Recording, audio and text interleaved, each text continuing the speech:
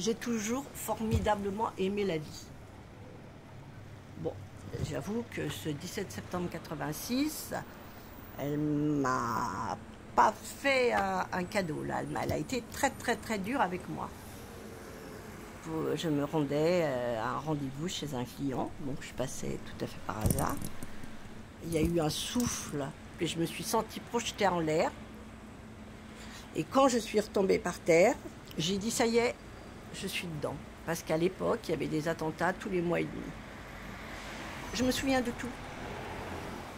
La première chose, il y a des gens qui sont passés à côté de moi, qui m'ont dit « Mon pauvre petit, c'est tellement terrible qu'on ne sait pas quoi vous dire. » Après, il y a une dame de très bonne volonté. Et elle m'a pris la main. Déjà, bon, je pouvais serrer une main. Elle me disait « C'est rien, mon petit, c'est rien. » Et moi, j'avais les yeux rivés sur ma jambe. Je me suis dit, mais elle est folle, elle. Pourquoi elle me dit c'est rien?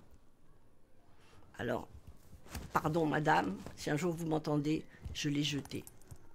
Je l'ai jeté parce que je me suis dit, il faut quelqu'un qui sache m'aider. Et là, sur mes coudes, mais c'est parce que, vous savez, c'est un état, ça paraît, on dirait un roman, mais on est dans un état qui est tel que je me suis dit, bon, maintenant, sur mes coudes, il va falloir que je sache quelle est la personne dont je vais fixer le regard et qui va savoir m'aider. Et à un moment donné, j'ai rencontré un regard et j'ai senti que cette personne pourrait m'aider. Alors, je ne l'ai pas lâché, hein.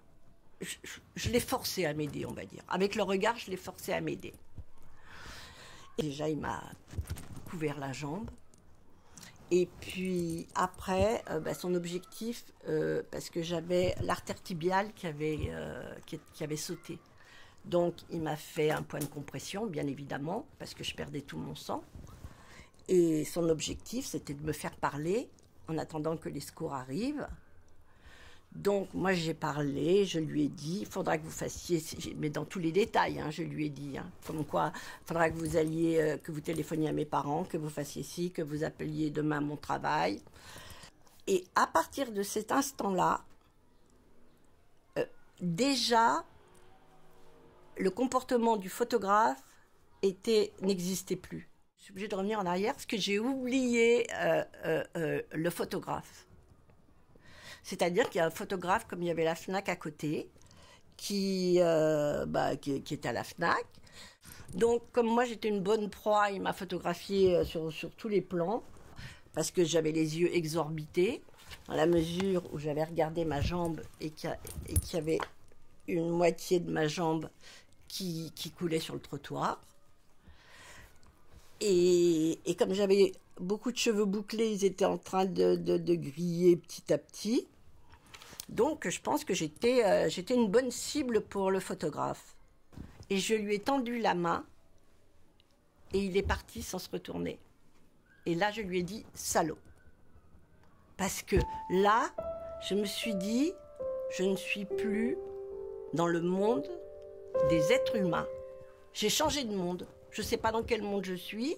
Au début, je me suis crue de l'autre côté de mon poste de télévision. C'était la guerre au Liban. Et après, quand il m'a fait ça, c'était comme, vous savez, une désespérance totale. Ça a été un choc pour moi aussi grand que l'attentat.